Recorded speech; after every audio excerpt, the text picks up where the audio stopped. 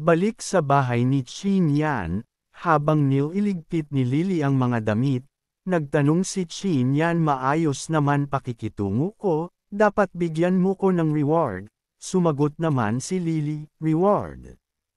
Tugon ni Qin Yan, kung sabay kaya tayong matulog sa kama ngayong gabi. Si Lily ay tumayo at napaisip na ang mga lalaki ay ganun talaga ang nais. Pero sa panahon ng apocalypse hindi siya mabubuhay na wala si Qin Yan, sa kabilang banda ay pumayag na din siya. Si Qin Yan ay napaisip, sinusubukan ko lang naman siya, madali namang siyang pumayag. Dumating ang gabi, si Lily nakatayo at suot ang mapang-akit na kasuotan. Pinagnanasan pala ni Qin Yan ang bubot kong katawan, wika niya sa kanyang sarili, at si Qin Yan ay nakatayo sa kanyang harapan. Si Lily ay binuhat ni Qin Yan at ibinagsak sa kama, sabi ni Lily sa kanya sarili, "Woo! Ayan na siya." Nagsalita si Qin Yan, "So takot ka pala, hindi ba't pumayag ka na tungkol dito?" Nagulat naman si Lily sa sinabi nito. "Relax, hindi kita sasaktan," dagdag pa ni Qin Yan at niyakap niya si Lily, habang unti-unting pumapatak ang kanyang luha, at sinabing namimas ko si Liyin at dapat ako ang mag-aalaga at pre-protekta sa kanya, ngunit nag-sorry naman si Lily, si Liying pala dating girlfriend ni Qin Yan. Tumugon naman si Qin Yan sa sorry ni Lily at sinabing, "Okay lang." Tanong ni Lily, "Pwede parent ba akong manatili kahit walang nangyari?" Sumagot lang si Qin Yan, "Matulog na tayo." Akala nyo ha? Paalala ni Qin Yan, mag-subscribe, i-like ang notification bell para sa karagdagang updates. Kinabukasan, pagkagising ni Lily, inihanda na ni Qin Yan ang pagkain. Tinanong niya si Lily kung bakit suot nito ang kanyang damit. Sumagot itong hindi mo nagustuhan. Namumula naman si Qin Yan at napasabing inaakit niya ko. Huminahon na si Qin Yan at umupo. Sinabi kay Lily, "Wag mong suotin ang aking damit." Bila sumabak si Lily sa kanyang hita at tumugon, "Yes, master." Nabigla si Qin Yan at namumulang napatayo at ang kanyang anger bird, nagdahilan na lang itong lalabas at mangangalap ng supply.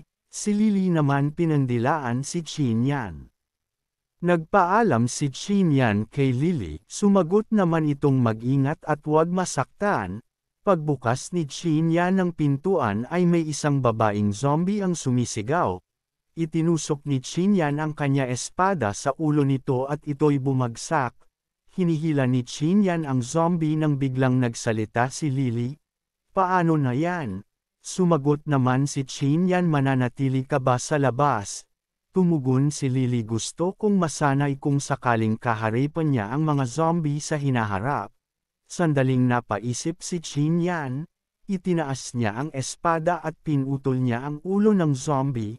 Putulin ang ulo upang hindi na ito makabalik, banggit niya kay Lily. Pinulot ni Lily nang may kaunting pandidiri ang ulo ng zombie nang bigla siyang gulatin ni Qin Yan. Sa pagkabigla na itapon niya ang ulo ng zombie sa balkonahe. Humagalpak ng tawa si Qin Yan dahil sa kanyang ginawa. Kinahapunan, nang makakuha sila ng supply at nakauwi, napahiga si Lily sa kama dahil sa pagod. Ayaw na niyang gumalaw at tumawa. Tinanong ni Qin Yan kung anong nakakatuwa.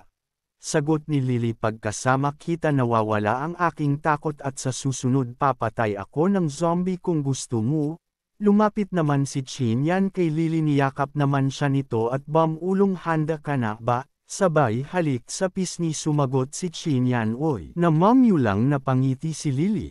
Si Qin Yan ay nagpipigil. Sinabing hindi pa siya handa. "Ano?"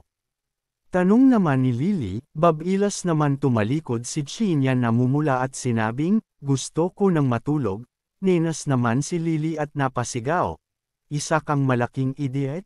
Iniba ni naman ni Qin Yan ang usapan at sinabing, "Sa tingin mo may mga natitira pa kayang survivor sa city?" Tugon ni Lily, "Meron pa siguro nakaligtas at buhay sa mga konkretong gusali." Ang radio ay hindi na nag-broadcast, sagot ni Chin Yan.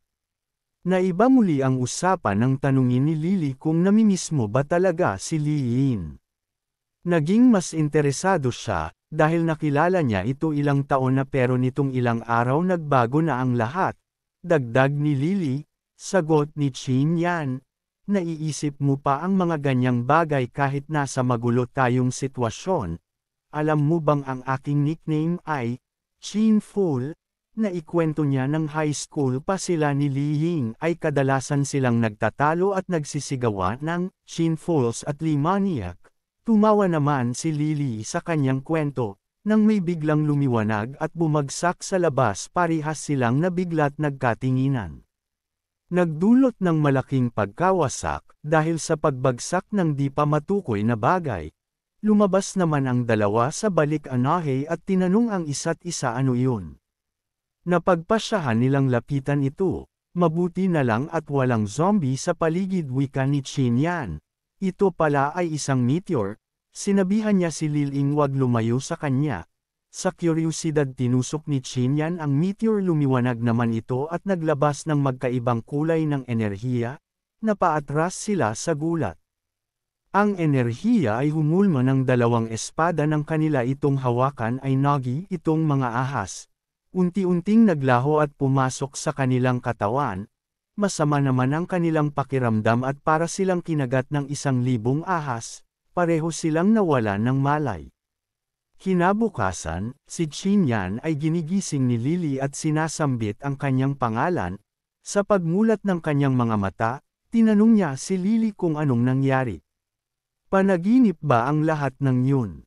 Sagot ni Lily, hindi niya alam kung yun ay panaginip at ang meteor pala ay isang alien spaceship kasama ang 2 snake sword sa mundo ng zombie apocalypse, subalit ito ay hindi panaginip. Nagkaroon sila ng magkaibang marka sa kanilang kanang palad at hindi lang ito, dumampot si Lily ng isang sanga at ibinato sa pader, bumaon ito. Si Chin Yan ay namangha. Susubukan niya din ang kanyang lakas sa pagsuntok ng pader. At nawasak ito, natuwa naman ang dalawa, naisip nila siguro ito ay dahil sa mga espada. Tanong ni Lily kung may mga side effect kaya ito. Maari nila ito pag-usapan mamaya. Sambit ni Chin Yan, tama siya, nasabi ni Lily sa kanyang sarili at siguro magagamit nila ito para makasurvive. Hinikayat naman ni Chin Yan si Lily subukan pa ang kanilang lakas.